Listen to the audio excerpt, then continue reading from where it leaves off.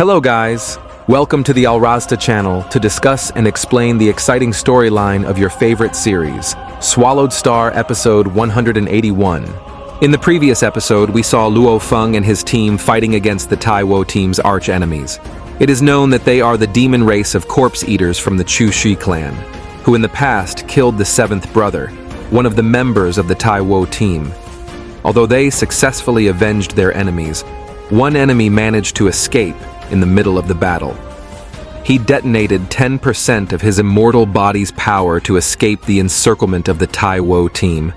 What will happen next? Alright, without further ado, let's dive right into the story.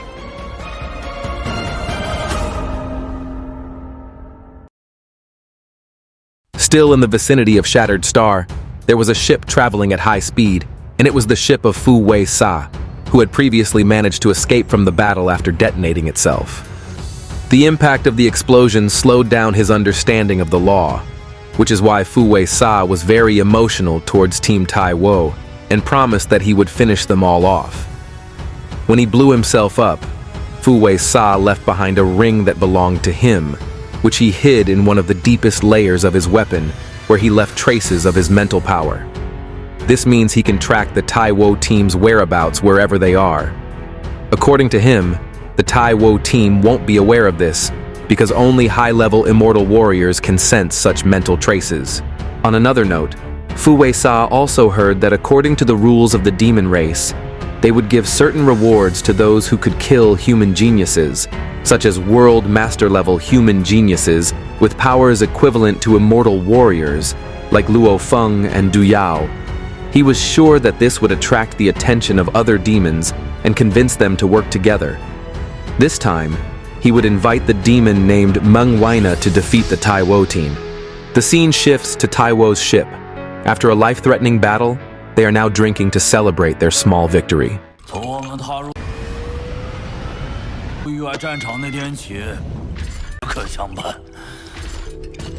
While drunk, the captain said that since he had sailed into the extraterritorial battlefield, he had seen many deaths. More than 30,000 years had passed, and many brothers had fallen one by one on the battlefield. Now, he hoped that his current team could continue to live until retirement. Finally, they raised their glasses to honor the seventh brother and all the comrades who had fallen on the battlefield. Not forgetting, Du Yao personally expressed his gratitude to Luofeng. In the end, the drinking session continued throughout the day. 谢谢。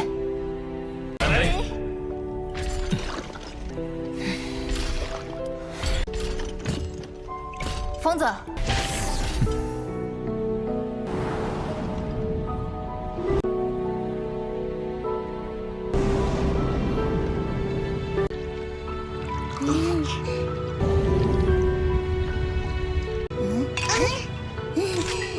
Meanwhile, Fu Wei Sa, who had previously fled, now entered the headquarters of the 10,000 hidden snake clan to ask for help. There were 3 creatures from the demon race in front of him. One of them, a humanoid with a snake head, is their leader named Meng Wei Na. When Meng Weina unleashes his ice domain power on Fu Wei Sa, freezing him in ice, Fu Wei Sa can feel the terrifying pressure of his power. However, what is in front of Fu Wei Sa right now is only a clone of his body, and his real body is inside the world ring. Well, the reason the 3 of them used doll bodies was so they could board the ship to travel and deceive enemies if attacked. In summary, they are currently getting ready to initiate their attack. This time, Meng Wei Na asks how long it will be before they meet the human team. Fu Wei Sa tells him that in 3 minutes, their ships will rendezvous with their target. The good news is that the detection devices belonging to the human race team are quite primitive, so it is certain that the enemy will not have time to prepare when the demon race launches its ambush. Meng Wei Na begins to praise the demon race. He considers the human race to be completely incomparable to his own race. He is also convinced that one day the demon race will trample the human race mercilessly. Meanwhile, Taiwo's team, currently using their primitive ship, was completely unaware of the enemy's arrival.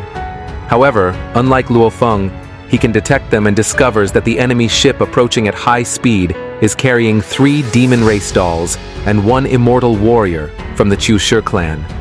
Luofeng is certain that the Chushe race are the green creatures that escaped earlier and have returned to seek revenge after gaining sufficient strength. Luofeng was able to detect the enemy because he had a high-end detection device worth 10 million Hun Yuan. That item was extremely useful during exploration. Since his team was unaware of the enemy's arrival, Luofeng informed the other team members that a ship was approaching. But before he could finish speaking, the area suddenly went dark, as if something was trying to envelop the ship. It was at that moment that the Taiwu ship detected the warning, which immediately prompted all crew members to prepare for battle. Realizing their ship was about to be destroyed, the captain immediately ordered all crew members to evacuate the vessel. And sure enough, the ship was completely destroyed by the massive creature. Taiwo's swift actions to save his crew were unfortunately too late, resulting in him sustaining severe injuries.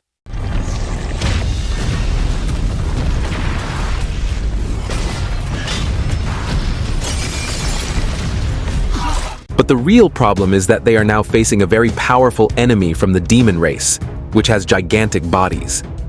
As for the demon race dolls that Luofeng felt earlier from the enemy ship, they were just disguises. Babata urged Luofeng to remain cautious against the demon race before him. Once they enter the immortal realm, demon beings can transform and obtain divine bodies larger than the universe itself. They can also store immortal power reserves within their massive bodies. That is why this particular demon race is renowned for its terrifying physical strength.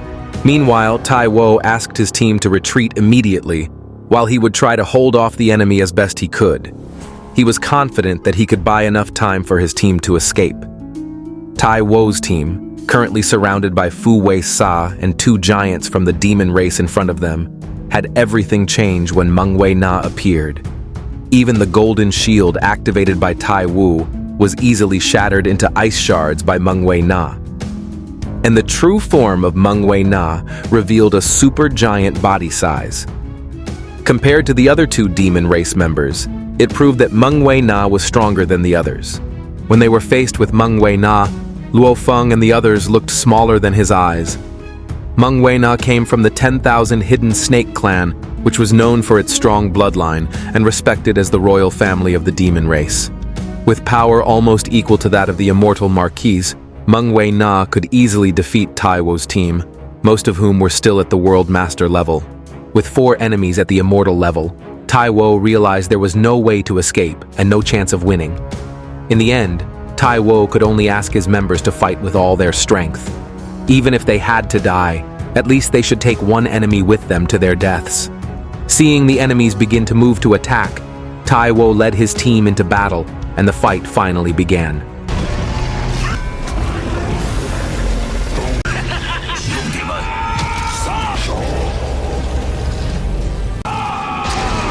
Before the two sides clashed, a golden light shot up from Luofeng. Unexpectedly, Luofeng activated Star-Eating Plant, one of his plant life forms and one of his trump cards.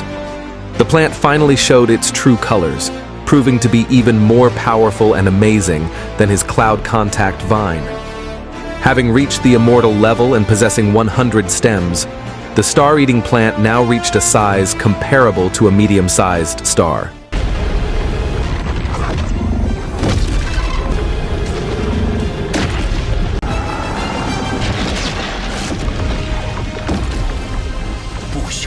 After revealing itself, the plant easily captured and crushed the bodies of 2 giant demons, as well as Fu Wei Sa, who was completely unable to escape from the encirclement and range of its attacks, which were so powerful that they could easily kill warriors at the immortal level.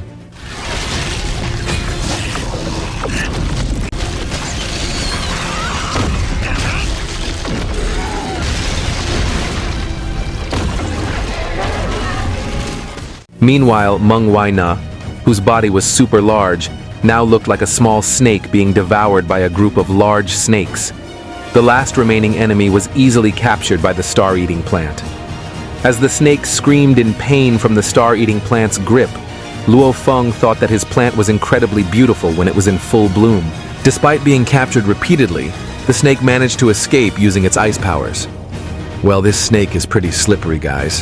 However, the Star-Eating Plant won't let the snake escape that easily. In the ongoing chase, Meng Wei-na realized she couldn't outrun his enemy. Therefore, to survive this time, the only option was to call for reinforcements from the stronger demon race. Meanwhile, Luofeng himself was aware that Meng Wei-na intended to call for help. Moreover, although the star-eating plant was stronger and could bind enemies, it was still insufficient to kill him quickly. Well, because the enemy was able to escape repeatedly from Luofeng's plant's grasp, Taiwo and the others also joined in to deal with Meng Wei-na in an instant. In the end, they moved together to assist the star-eating plant. Luofeng also joined in, moving forward to the front while drawing the sword and shield previously given to him by his master. Seeing this, Du Yao was shocked.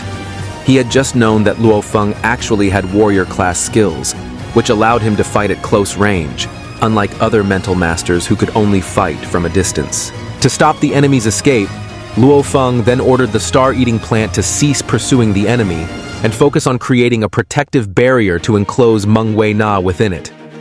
Shortly thereafter, the star-eating plant instantly enveloped the area where the snake was located, forming a gigantic sphere to hinder its movement and prevent it from escaping. Realizing that the star-eating plant was no longer pursuing him, Meng Wei-na thought that the human race he was fighting this time was quite brave. Even though Luofeng was not relying on the star-eating plant to attack, how could he beat his opponent, who was so arrogant and confident in his abilities? "That's just asking for death," said Meng Wei-na, who began to cover the entire battlefield with his ice power while forming a domain. Well, poor snake. It doesn't know how strong the MC is now, guys.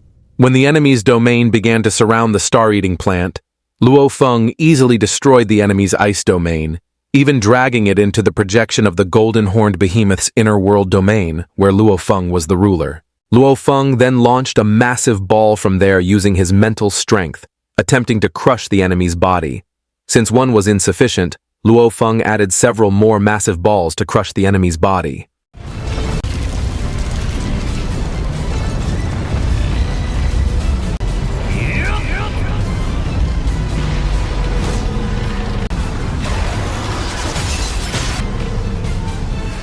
But it seemed that wasn't enough to finish off Meng Wei-na, who managed to survive. He used his ice powers to destroy the balls and easily break free. Fighting back, Meng Wei-na used his extraordinary suction ability, causing the inner world projection to gradually collapse. All the objects within the inner world suddenly turned into debris that was sucked into the serpent's body. Seeing this, Luofeng didn't back away. Instead, he moved closer toward the enemy who was sucking everything around him.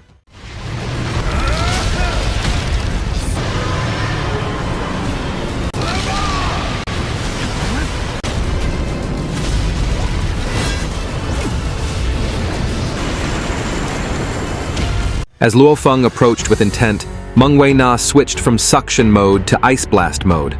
The enemy's ice blast seemed capable of freezing anything in an instant. However, Luofeng managed to withstand the attack thanks to the Beast God armament shield he held tightly in his hands. At that moment, the counterattack occurred. Luofeng aimed his shield, then struck the shield toward the enemy to stop the ice blast and freeze the snake's mouth. Seeing the opportunity, Luofeng finally used the 7 shadow kill combined with the law of space. In the end, the attack marked the end of Meng Wei-na, and the battle was ultimately won by Luofeng.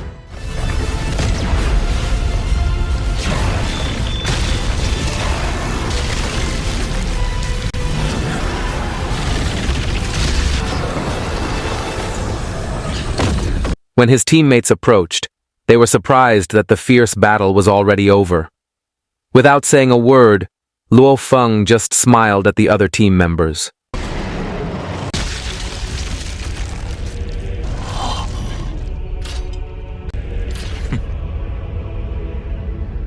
On the way back to headquarters, inside the ship, Du Yao looked excited when he found out that Luofeng was a close-range fighter and that mental strength was just a side skill. Although it was a side profession, in terms of mental strength, Luofeng had already mastered the 9th form of the Yanshin armament technique. Well, Du Yao's assessment was wrong, guys. In fact, Luofeng was originally a warrior with mental strength. While Du Yao danced with his sword, Mainu also praised Luofeng. She thought Luofeng was very strong, as even at the World Master level, he was already capable of killing a Lord-level immortal. Soon after, the pleasant situation turned somewhat dramatic. Because Luofeng had killed several immortal-level enemies, he would receive 1 billion military merits. As a result, Luofeng could be relieved of his duties and leave the Taiwo team. Luofeng felt guilty toward Captain Taiwo because he had to leave. However, Luofeng could only apologize to the captain. After witnessing Luofeng's true combat prowess, Taiwo felt ashamed for having to hold Luofeng back in his weak team, forcing him to target only weak enemies. As a result, Luofeng's opportunity to earn points was wasted. Taiwo feared that they would become a liability if they encountered a strong enemy again. Therefore, Luofeng's decision to leave was indeed the best choice. Before parting ways, they eventually embraced each other.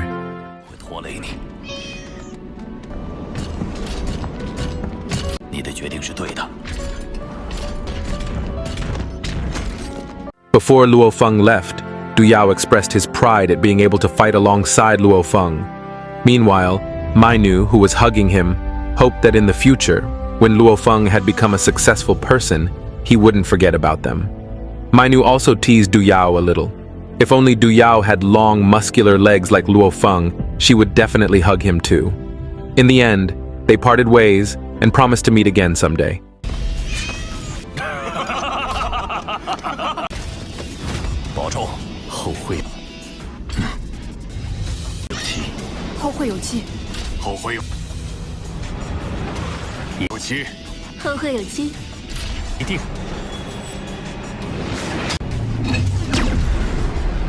This is the beginning of Luofeng's solo adventure in the extraterritorial battlefield.